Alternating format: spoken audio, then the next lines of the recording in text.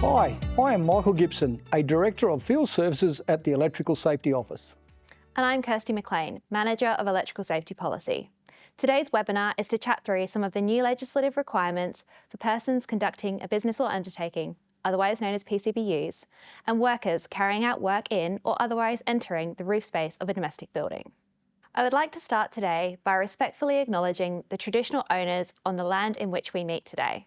We pay our respects to elders past and present and extend that respect to Aboriginal and Torres Strait Islander people listening today. New legislative requirements for PCBUs and workers carrying out work in or otherwise entering the roof space of a domestic building will be introduced on the 1st of January 2025 by the Electrical Safety and Other Legislation Amendment Regulation 2024, also known as the ESOLA Regulation. This legislative change stems from the recommendations made as part of the review of Queensland's Electrical Safety Act 2002. The review recommended legislative changes to better manage the electrical risks for those working in roof spaces. Today, we'll be discussing how these requirements may affect you. Whether you are a worker or a PCBU, you have duties under both Queensland's Work Health and Safety Act 2011 and the Electrical Safety Act 2002 to ensure that work is done safely. When working or entering a roof space, you may be exposing yourself to a range of risks. This includes risks posed by dust, excessive heat, and biological hazards. Today, we are focusing on the new requirements introduced by the ESOLA Regulation, which relates to the electrical risk of working in domestic roof spaces. From 1 January 2025, new requirements will apply to PCBUs and workers who carry out work in or otherwise enter domestic roof spaces. These requirements are not limited to licensed electrical workers. These requirements seek to embed safe work practices to protect those carrying out work in or entering the roof space of a domestic building from electrical risk. New requirements provide that PCBUs must ensure that workers only carry out work in or otherwise enter a domestic roof space where either the relevant electrical installations in the building are de-energized or either of the prescribed circumstances apply. The new regulation recognises that the most effective way to reduce electrical risk when working in or entering a domestic roof space is to de-energise the building's relevant electrical installations. You can de-energise an electrical installation by turning off the power at the main switchboard.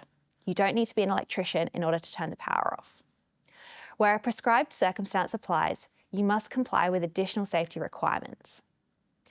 A prescribed circumstance recognises that it is either not reasonably practicable to carry out the work or entry while the installation is de-energised, or you need the power on in order to test, service or commission a thing, being something other than electrical equipment.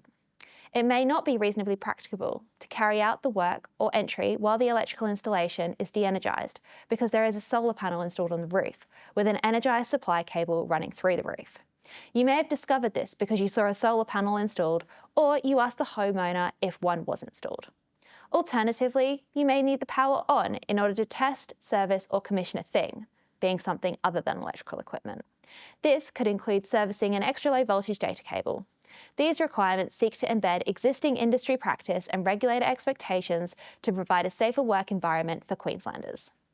PCBUs must comply with additional safety requirements where work or entry occurs under a prescribed circumstance. This includes conducting and recording a risk assessment and preparing a statement for how the work is to be performed. PCBUs must ensure that the work or entry complies with the statement prepared.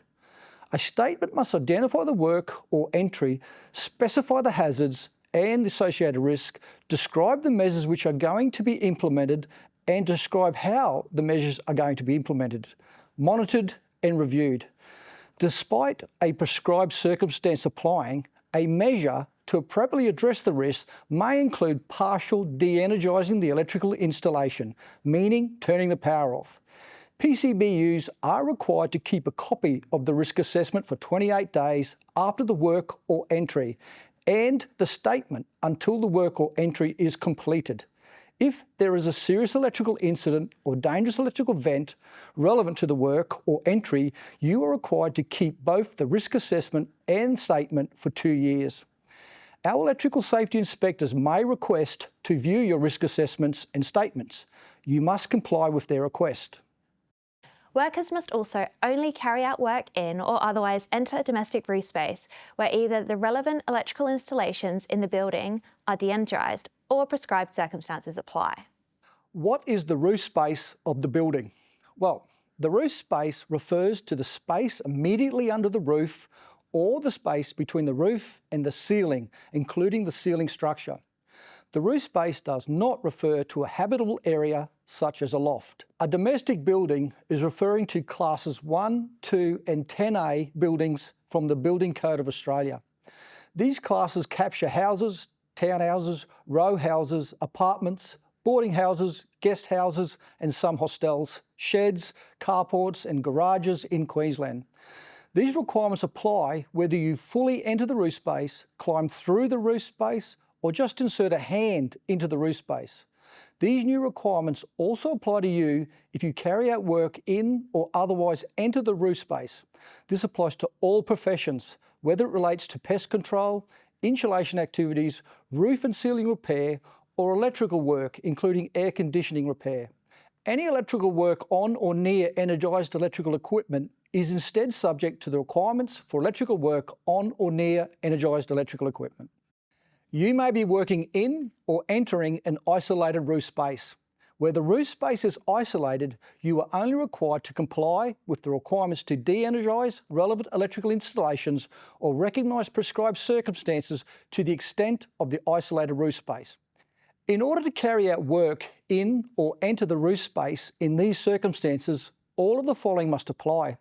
A part of the roof space of the building is separate from one or more other parts of the same building.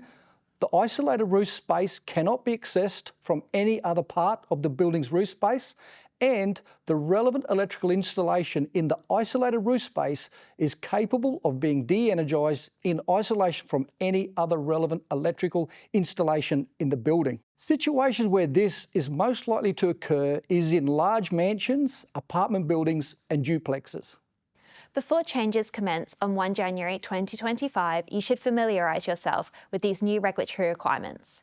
If you are a PCBU, please consider what processes, practices and guidance you can put in place to ensure that your workers are safe in Queensland roof spaces. Be aware that penalties apply to both PCBUs and workers who fail to comply with their relevant legislative obligations.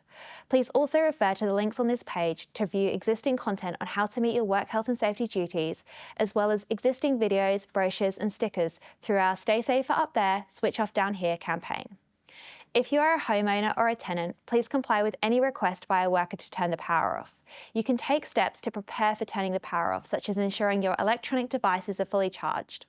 If you're a homeowner or tenant, please do not enter or allow family or friends to enter your roof space unless the power is turned off. These new requirements help our workers return home safe at the end of each day.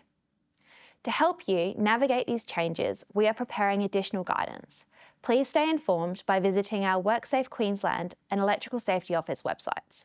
You can also stay informed by subscribing to our e-news or following us on social media. This concludes our webinar. Thank you for tuning in.